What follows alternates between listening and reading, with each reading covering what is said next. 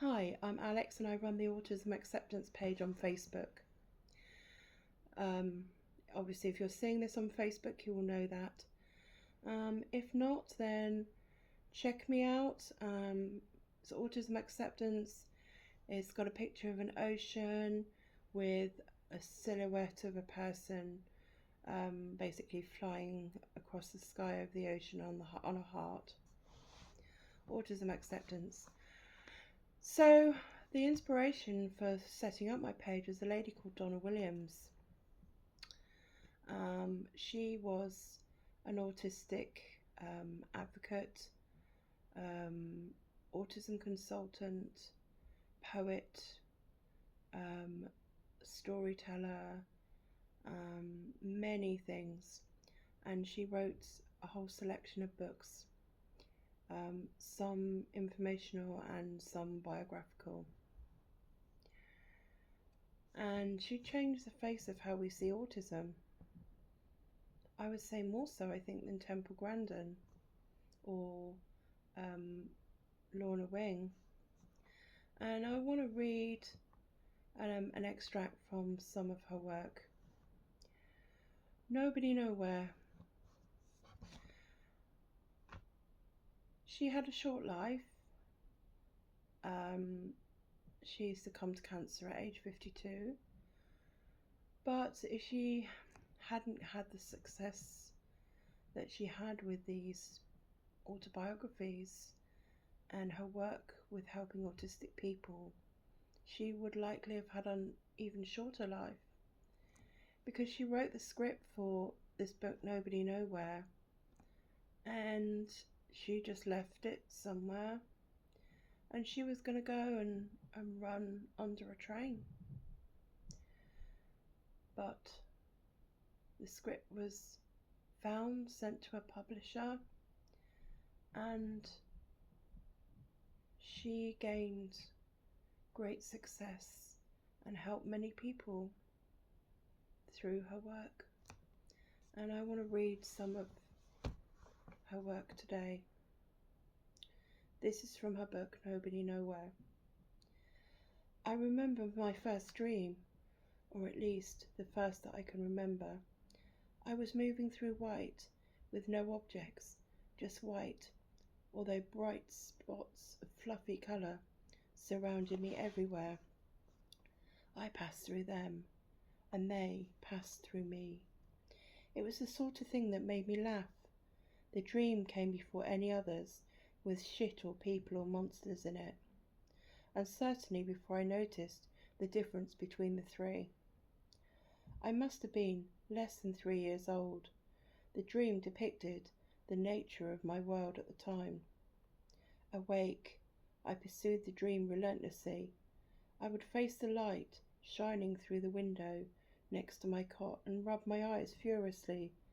There they were, the bright, fluffy colours, moving through the white. "Stop that!"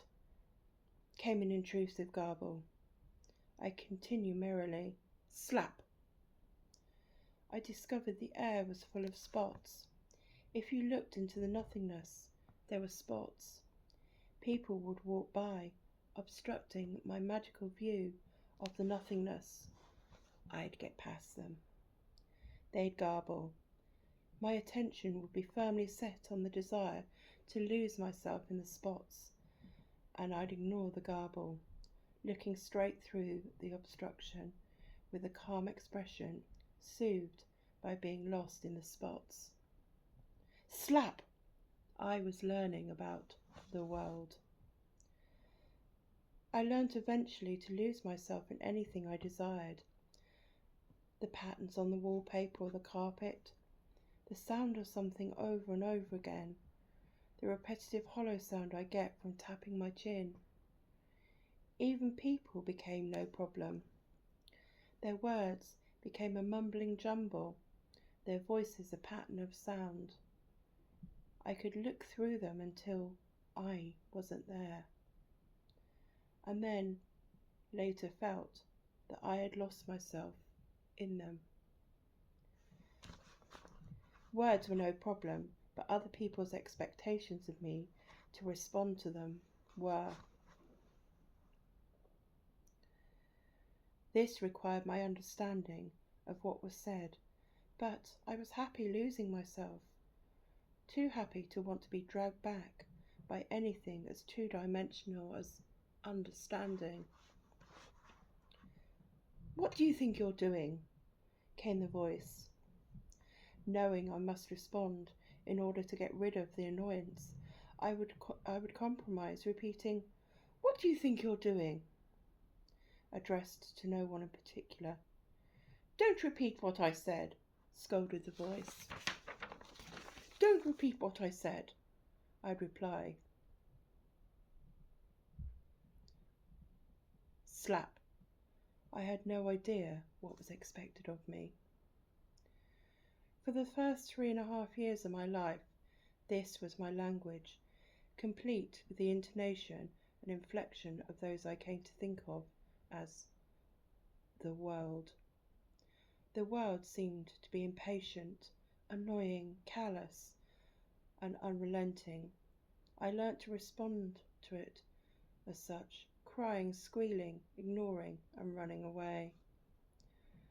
On one occasion, instead of simply hearing a particular sentence, I truly understood it because it had significance to me. I was 3.5. My parents were visiting friends, and I was standing in the hall, outside the lounge, giving myself whizzies, arms outstretched, spinning around and round. I have a vague recollection that there were other children there, for the topic of discussion in the lounge room had disturbed and embarrassed me. A question was being asked about my toilet training. My mother replied that I was still wetting myself. I don't know whether this had done the trick, but I became more aware of the need to go to the toilet. I certainly had a great fear of going to the toilet at this time. I would hold on for what seemed like forever, and then go just before I did it on the spot. Sometimes I would hold on for several days, until I was so constipated that I would vomit up bile. Then I became afraid of eating food. I would eat only canned jelly, baby food, fruit, lettuce, leaves, honey, and white pieces of bread with multicoloured hundreds and thousands sprinkled on top, like in my dream. In fact, I ate the things that I liked to look at and feel, or which had nice associations for me. More than anything else, rabbits ate lettuce. I love fluffy rabbits. I ate lettuce. I love see-through coloured glass. Jelly was like that. I love jelly. Like other children, I ate dirt and flowers and grass and bits of plastic. Unlike other children, I still ate flowers, grass, bark and plastic when I was 13 years old. The old rules applied. If I liked them, I would try to lose myself in my fascination for them. Things, unlike people, were welcome to become part of me. When I was about 3, I had signs of malnutrition. Though not skeletal, I was blue and would bruise at the slightest touch. My eyelashes would come out in big lumps and large quantities, and my gums bled. My parents thought I had leukemia and took me for a blood test. The doctor took some blood from my earlobe. I cooperated. I was intrigued by a multicoloured cardboard wheel the doctor had given me. I also had hearing tests, because although I mimicked everything, it appeared that I was deaf. My parents would stand behind me and make sudden loud noises without so much as a blink response. I was not getting it. The more I became aware of the world around me, the more I became afraid. Other people were my enemies, and reaching out to me was their weapon. With only a few exceptions, my grandparents, my father, and my Auntie Linda, I still remember the smell of my grandmother. She wore chains around her neck. She was soft and wrinkly, with knitted that I could put my fingers through. She had a husky laughing voice and smelt of camphor. I would take camphor off the shelves at the supermarket, and 20 years later bought bottle upon bottle of eucalyptus oil and spread it around my room, corner to corner, to keep out everything else except for the comforting feelings that association gave me. I collected scraps of coloured wool and crochet bits and would put my fingers through them so that I could fall asleep securely. For me, the people I liked were their things, and those things, or things like them, were my protection from the things I didn't like, other people. The habits I adopted of keeping and manipulating these symbols were my equivalent of magic spells cast against those who would invade me if I lost them or had them taken away. They were caused not by insanity or hallucinations, but simply through harmless imagination made present by my overwhelming fear of vulnerability.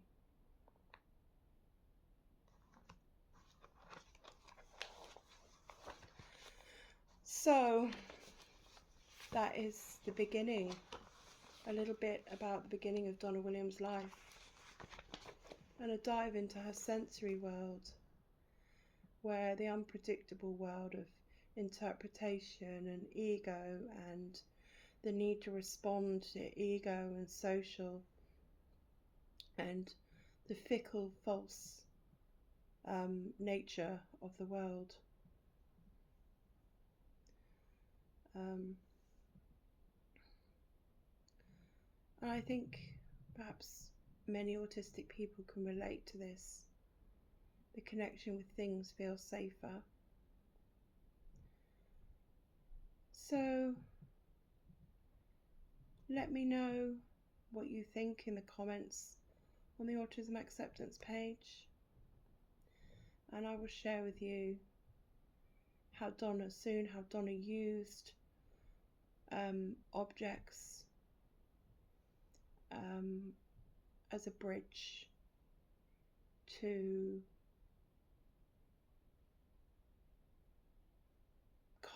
be part of the world. For her, it was a real battle to join the world and to keep it out and to keep it out. And yeah, I think a lot of autistic people can relate to that, especially those with exposure anxiety, which I will talk about in another post. Okay, my lovely people, I hope you found this helpful. Please like and share if you have. Love and peace to you all, and remember, you're stronger than your struggles. Bye for now.